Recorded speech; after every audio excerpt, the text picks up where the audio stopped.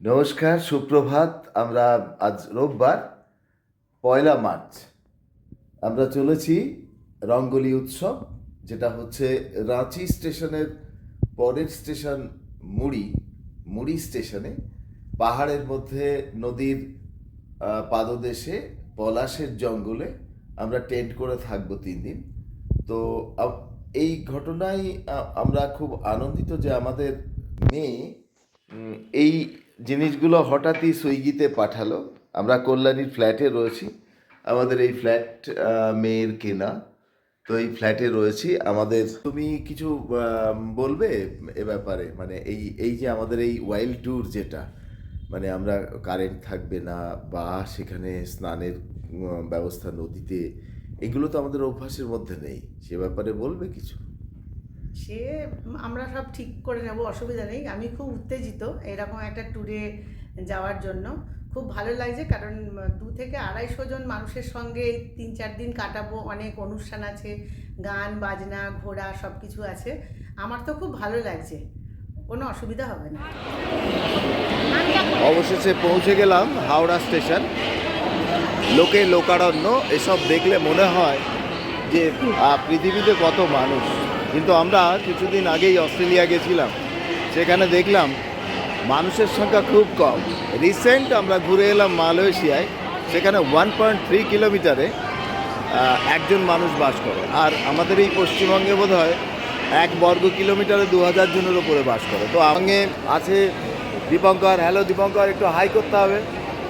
দীপঙ্করের স্ত্রী রিনি, এই আমার মিসেস এবং আমি।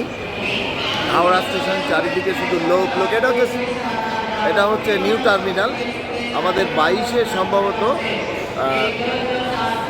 বন্দে ভারত আছে।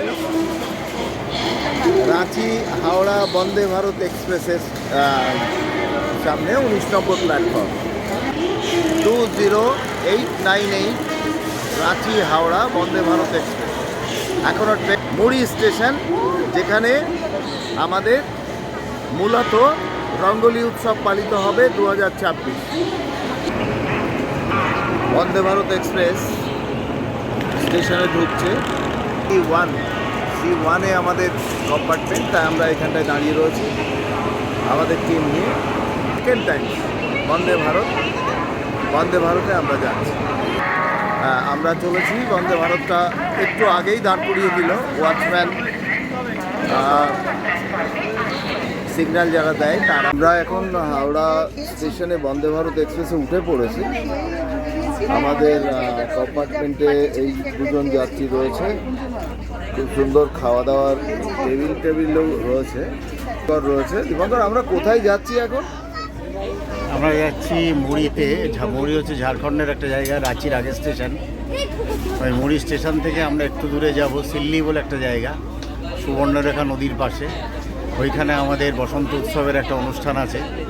সেই বসন্ত উৎসব অনুষ্ঠানের জন্য আমরা সবাই মিলে যাচ্ছি। বন্দে ভারতের যে বাথখানা, মানে টয়লেট, সেটার ভেতরে প্রবেশ করলাম। বেশ স্পেশাস বলা যেতে পারে। ট্রেন এই মুহূর্তে 109-110 দেখছি কিলোমিটার স্পিডে চলেছে। আমরা বাইরের প্রকৃতির সঙ্গে আমরা একাত্ম হচ্ছি। প্রকৃতিতে বলতে কিছু নেই।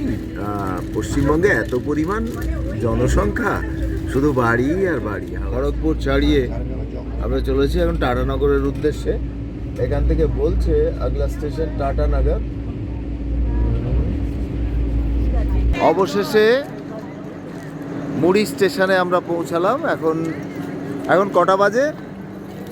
আধ ঘন্টা train late, 35। Vande Bharat 35 minute late. আমরা মুড়ি স্টেশনে নেমে আমরা এবার লিফট দিয়ে উপরে উঠব। চলছে এখানে মোটামুটি মানুষজন। শেখর একটা গান কারাওকেতে করছি, চেষ্টা করছিলাম ডাউনলোড করা, কিন্তু হলো না। রেডি করে ফেললাম। ভোরাই শুরু হয়েছে। এটাকে একটু বড় করুন না। ওরাই যারা করছেন তাদের মধ্যে রাধা কৃষ্ণ আচ্ছা এরকম করতে হবে, একটু পিছিয়ে আসুন আপনারা। আপনাদেরকেই তো সব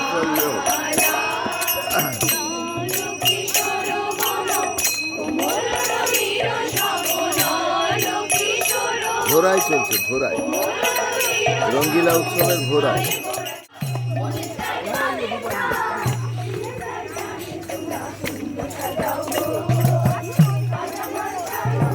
চুরির হাতে নদীর ঘাটে গেল বাউল গানের শাড়ি খেজুর রসের ধাড়ি রঙিন বেলোয়ারি অ্যাকচুয়ালি আমরা দোলের মূল দোলের অনুষ্ঠানের দিকে এখন প্রবেশ করছি।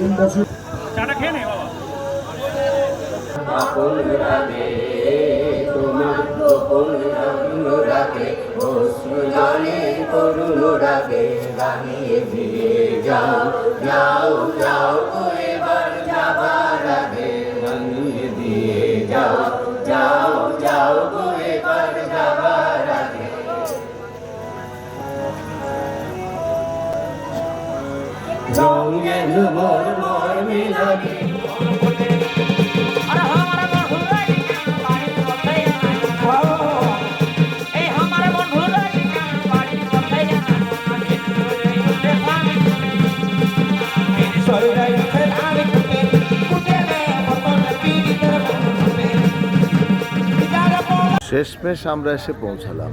যে একটা বিরাট উড়নচণ্ডী, অভিযাত্রী, মুসাফির, এদিকে যাযাবর, এদিকে পরিব্রাজক, বিভিন্ন ধরনের বড় বড় টেন্ট খাটানো হয়েছে যার মধ্যে লোকজন থাকবে।